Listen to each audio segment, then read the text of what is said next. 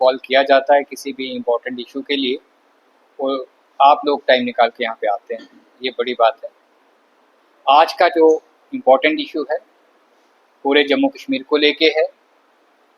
हाल ही में आपने देखा कि अगस्त के सेकेंड वीक में जम्मू कश्मीर में जब क्लाउड स्टार्ट हुए, बारिशें स्टार्ट हुई, फ्लड आना स्टार्ट हुए। 26 अगस्त की अगर बात की जाए तो पूरा जम्मू कश्मीर पानी में डूब चुका था और तबाही बर्बादी स्टार्ट हो चुकी थी। लोगों ने अपने घर खो दिए, लोगों का बहुत नुकसान हुआ, लोगों ने अपने खोए हैं, बहुत सारे लोगों की डेथ्स हो गई, जिन चीज़ों की कोई भी भरपाई नहीं है। और कुदरत की जब मार आती है तो उसको संभालना बहुत मुश्किल हो जाता है। लेकिन आज जो इश्यूज हम डिस्कस करेंगे, आपके आगे रखेंगे, बहुत इम्पोर्टेंट इश्यूज हैं। हमें इन चीज़ों से सीखना है।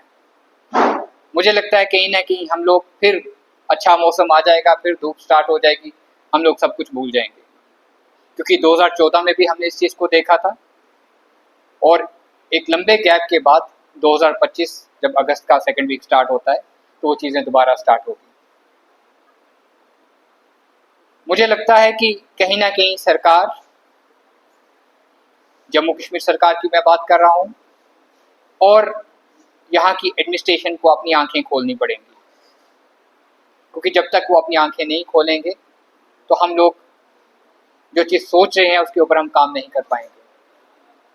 फ्लड क्यों आया, क्यों घरों के अंदर पानी आ गया, क्यों तबाही बर्बादी स्टार्ट होगी, क्यों लोगों की गाड़ियाँ बह गई, क्यों लोगों के घर के जो इंपॉर्टेंट फर्द होते हैं वो खो दिए लोगों ने अपने।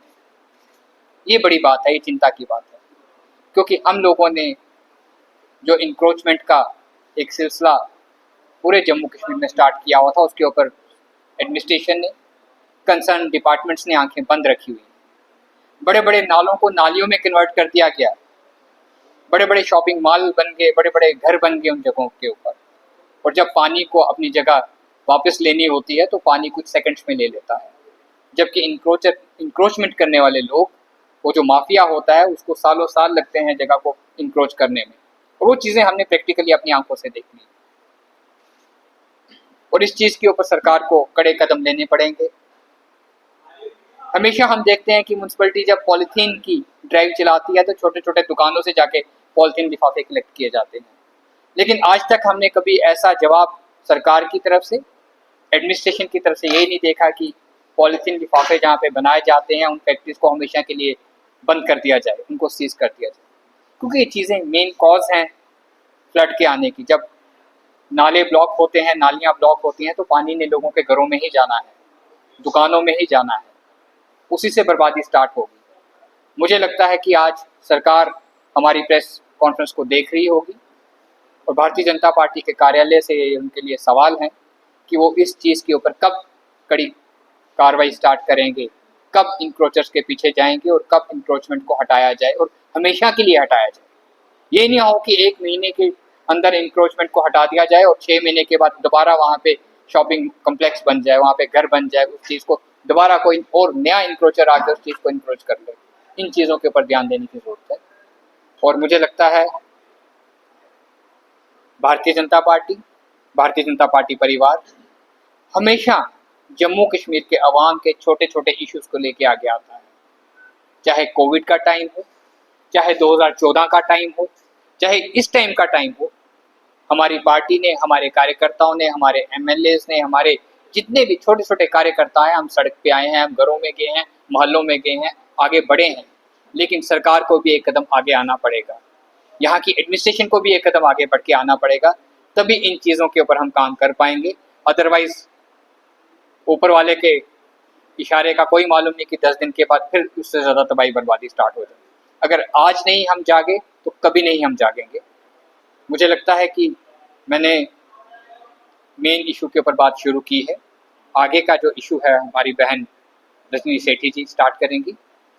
जी, अभी ताहिर जी ने बड़ी विस्तार से आप लोगों के सामने एनक्रोचमेंट की बात की है। आप सब जानते हैं कि पिछले 10 महीने से यहाँ पर NC की सरकार है।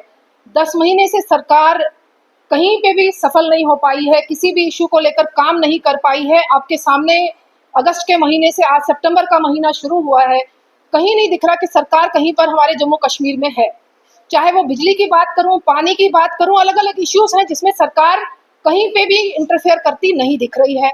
बिल्कुल मुख्यमंत्री जी पुल पर जाते हैं और अब खुद पीछे रहकर फोटोग्राफी एक सेशन स्टार्ट करते हैं, जो मुझे लगता है उनका एक फोटोशूट का सेशन शुरू हो चुका है। पिछले दिनों उन्होंने 14 जुलाई को जो उन्होंने एक फोटोशूट किया था दीवार फांद कर, उससे उन्होंने एक सिंपैथी वोट लेने की कोशिश की कि कश्मीर के वोटर्स ने उनको वोट दिया है, तो शायद कश्मीर का वोटर इतना नासमझ है, उनके इस छलांग मारने के एपिसोड को बड़ा सिंपैथी वे से देखेगा।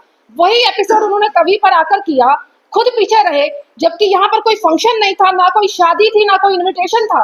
अमित शाह जी ने उनको इन्वाइट करके फ्रंट में नहीं बुलाना था, वो मुख्यमंत्री थे यहाँ के, अमित शाह जी को साथ लेकर उन्होंने चलना था। मुझे लगता है कि ये गलती उनकी है और अपनी गलती को छुपाने का काम जो है वो एनसी की सरकार कर रही है। हमारे यहाँ के विधायक जितने भी हैं उन्होंने 1-1 करोड़ रुपया अपने सीडीएफ फंड से दिया है। मुझे लगता है कि एनसी के जो एमएलए हैं वो कहाँ सोए हुए हैं। कश्मीर में भी बाढ़ की स्थिति बनी हुई है और जम्मू में भी बनी है। अगर जम्मू कश्मीर एक यूटी है तो सरकार का क्या दायित्व है? क्या 10-10 करोड़ देने से उनका दायित्व समाप्त हो जाता है? और कश्मीर फोकस्ड होकर सिर्फ कश्मीर के जेहलम को देखना क्या मुख्यमंत्री जी का काम है? पूरे जम्मू कश्मीर के मुख्यमंत्री होते हुए जम्मू की चिंता क्यों नहीं की? आज लोग तबाही की कगार पर है, क्यों मुख्यमंत्री जी ने कोई ऐसी प्रोविजन नहीं किया, कुछ ऐसी फैसिलिटीज नहीं दी? मुझे तो लगता है कुछ एनजीओज या मोहल्ला वेलफेयर कमिटीज इन लोगों को खाना प्रोवाइड करवा रही है। सरकार की तरफ से कोई ऐसी योजना नहीं है कि इनको कोई खाना दिया जाए, इनके रहने की कोई व्यवस्था की जाए। जब तक इनके घरों में वो सुविधाएं मुहैया ना की जाए, मुझे लगता है कि सरकार का ये दायित्व बनता है। आज मुझे ये कहने में कोई गुरेज नहीं है कि नेशनल कॉन्फ्रेंस की सरकार पहले भी नाकारा साबित हुई है और 2025 में भी नाकारा साबित हुई है। चाहे 2014 की बात करूं तब भी बाढ़ में वो कुछ नहीं कर पाए और आज 2025 के एपिसोड में भी वो कुछ नहीं कर पा रहे। लोगों ने उम्मीदें खो दी हैं, लोग भाजपा की तरफ देख रहे हैं, मगर भाजपा अपने काम में पूरी सक्षम है, लोगों के बीच है, हमारे विधायक लोगों के बीच है, हमारे कार्यकर्ता लोगों के बीच है। मेरा सवाल मुख्यमंत्री जी से, आप अपने फोटोशूट को फिलहाल छोड़ दीजिए, आने वाले दिनों में आपकी क्या स्ट्रेटेजी रहेगी? अगर और 4-6 दिन में यहाँ बारिशों का मौसम बनेगा, आप क्या करने जा रहे हैं? जम्मू की जनता आपसे सवाल कर रही है। मैं आगे की बात जोरावर जी से कहूंगी कि वो इस प्रेस कॉन्फ्रेंस को कंक्लूड करें। मुझे लगता है कि डॉक्टर साहब ने और बहन रजनी जी ने डिटेल में बताया है और आज का जो प्रेस कॉन्फ्रेंस, प्रेस वार्ता का जो मुद्दा जो इम्पोर्टेंट वो यही था कि बाढ़ में जो लोगों को अफेक्ट हुआ है, कितनी जाने गई है, मैं उसमें ना जाके इन्हीं की बातों को थोड़ा सा ऐड ऑन करूँगा। ठीक कहा बहन रजनी जी ने कि नेशनल कॉन्फ्रेंस की जब जब हुकूमत रही है, ये मैं नहीं कह रहा, ये भारतीय जनता पार्टी नहीं कह रही, ये जम्मू कश्मीर और खासकर जम्मू रीजन के अवाम को पता है कि हमेशा सौतेला व्यवहार जम्मू रीजन के साथ किया गया है। और आज भी 2014 के फ्लड से लेके आज 2025 में अगर हम देखें 11 साल तक सरकार ने कुछ नहीं सीखा और वही पैंतरे, वही फोटोशूट और वही दिखावा। और मुझे लगता है कि ठीक कहा डॉक्टर साहब ने कि बड़े बड़े नाले आज नालियों में रह गए और